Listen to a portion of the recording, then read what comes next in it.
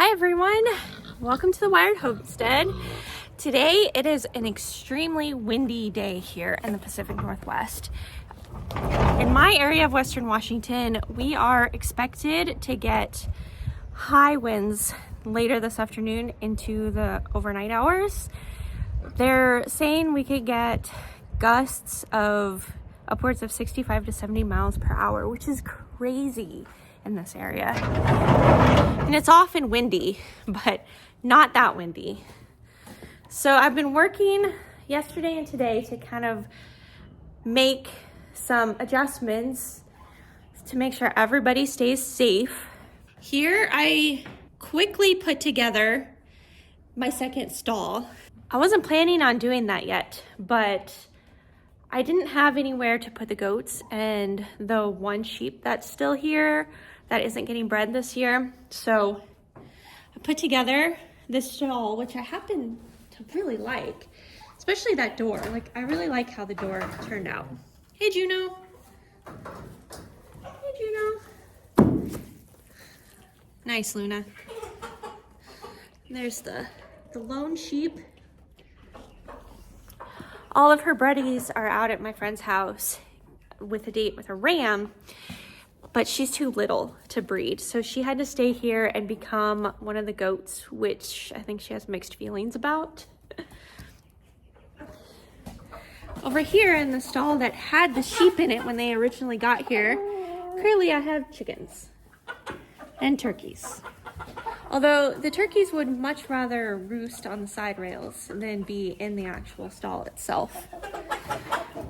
But I have all of my chickens in here in the barn, including all my Cornish cross. I had 25 Cornish cross birds, but thankfully I already processed about half of them, so I only have 13 left, which means the stall has a more reasonable number of birds in it than it would if I had all 25 Cornish cross in there still. I'm sure the birds are appreciating the fact that there is a significant overcrowding. They should have plenty of space, plus they've been running around the barn. And earlier they were, and actually last night, I brought them in yesterday morning, they were running around outside too. So since the wind's starting to pick up, I've been closing the barn door so that they stay inside and they don't get trapped outside or nothing bad happens. The pigs are already down here. There are the pigs. They need a stall clean, but it just isn't happening today, unfortunately. Crazy things happened and I just didn't get to it, so that's hopefully tomorrow task. But they are no longer in the field because they decided to escape and run all the way down the road, like around the corner. They were several blocks down over by an apple orchard. And that was not a fun chore trying to get them back. I managed to get them as far as the stall and no further. And so that's where they've been for the past week or so. And they wouldn't have even gotten this far. At least it would have taken probably 3 or 4 times as long to get them this far if it weren't for my neighbors. So hooray for amazing neighbors. Other things that I did to prepare is I cleaned everything up. Anything that was loose or could potentially blow away got either put inside or strapped down. Here's my bird fencing. So it looks pretty naked around my chicken tractor over here. That fencing tends to blow down even when we have normal gusty days. So I took it up completely and I shut the tractor in, and it's just gonna stay here and ride it out. Up here in the pasture, I also took down the netting that was right around the pigs area over here. Again, it's just gonna blow down, so I just went ahead and laid it down. That's the shelter for the sheep, and well, it was originally for the sheep, but the goats have been living in it since I gave their stall to the meat birds about a week and a half ago. That's just gonna stay there and hopefully ride it out. This will be a good test to see if I actually built it strong enough to withstand some pretty harsh weather. That's mostly what I did out here in the pasture. Just laid the fencing, strapped the shelter, or strapped the doors anyway, and I put the bar across it. That's what I used to move the shelter, and I strapped the bar across the front just to make sure that, hopefully at least make sure that the doors stay shut and they're not flapping all over the place, which can break them. I also took water buckets and everything, and I brought all of those inside so they're not susceptible to the wind. The last thing I did was over here where the pigs were. Now, I haven't moved their feed yet. I have bags of feed in the barn that I've been using for them, but I still have their trash can full of feed out here.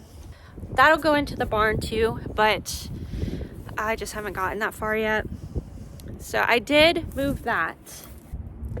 It was just tucked into this corner because it was so easy just to toss the feed over to the pigs on the other side. But the wind can just come straight through here, and I didn't want it to knock the lid off, or, you know, potentially if there's rain that comes to, you know, get the feed all wet. So I tucked it over here and around the corner.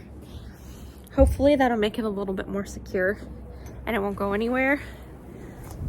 At least the lid won't go anywhere. I don't think the bucket of feed is gonna go anywhere. It's pretty heavy.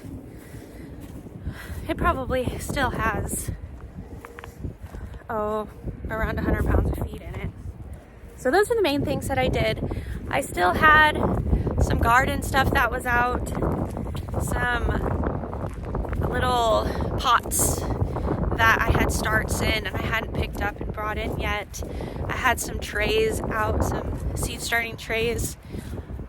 I collected all of that and brought that over to where all my gardening stuff is, over here by the barn. So this outdoor stall is basically all garden stuff. So I picked those up. The netting here that I was using to protect the brassicas early in the spring, I picked that up and brought that over. These are things that needed to be done. I don't know how long ago, but forever ago it feels like, and I just hadn't gotten to them.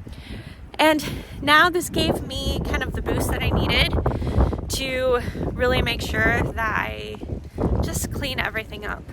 Oh, one more thing I decided to do over here by the house. So here you have my green stalks. So I had these green stalks over here by the door. There where I currently put my herbs and stuff.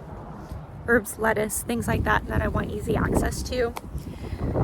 I broke those down so they're no taller than 2 tiers, and I tucked them up against the house, as well as a rose and a blueberry plant over here that hadn't gotten planted. I tucked those against the house as well. I just want to make sure that nothing goes sailing. If we do end up getting winds that are upwards of even 50 miles an hour, then it could easily topple those green stalk towers. And I didn't want that to happen. I don't want them to break. I don't want them to go flying. I don't want a huge mess to clean up when the storm is over. So I shoved all those against the house. And then, other than cleaning up the garden space, I hadn't actually secured down the trellises. I just kind of propped them in between the T-posts. So I went ahead and added zip ties to tie them into the T-posts, just to make sure that they're going to stay where they are. Still need to come out and take this sweet meat squash out. It grew into the fence posts on this side and this side, so I'm gonna have to cut it out. When I cut it out, well, I'm gonna have to make sure to use it right away, and I just haven't had a moment to sit down and know that, hey, I'm gonna make something with the sweet meat right now. So it's the only thing left out here that hasn't been picked. Everything else has been picked. So fingers crossed that we're ready. I hope my orchard can handle all of this. I mean, it's all brand new this year, so I don't expect that the roots have grown significantly over the course of the summer. It's possible they have at least dug down enough that they'll be fine. Hopefully there's no damage to them. So we're potentially in for a long night. I know this is nothing compared to what other people have had to deal with, you know, with the hurricanes and all. Just massive amounts of terrible weather that people have been having to endure across the country. So this is pretty minor compared to some of that. But it's pretty major for our area. This is not something that we have to deal with on a regular basis. In fact, I've lived here over 20 years and I can't remember a time in that period where we've had this significant of a wind. So for us, it's kind of a big deal. You see the mountains. This, just over the past week or so, they've gotten all that snow and it's just gorgeous. I hope this gave you some kind of tips if you ever have to deal with something like this. Just kind of let you know what I did. I'll give you an update and let you know whether it actually worked or not. And also I'll let you know if we actually get the storm that they say we're gonna get, because sometimes it doesn't turn out nearly as bad as they say. And on occasion, not as much, but on occasion it turns out worse. So we'll see what happens. But for now, this is it. I thank you so much for joining me today. If you like this video, make sure you hit the like button. If you haven't already, click the subscribe button, and if you click the bell next to it, you will get notifications when I upload my next video. I thank you again so much for joining me today, and I hope to see you next time.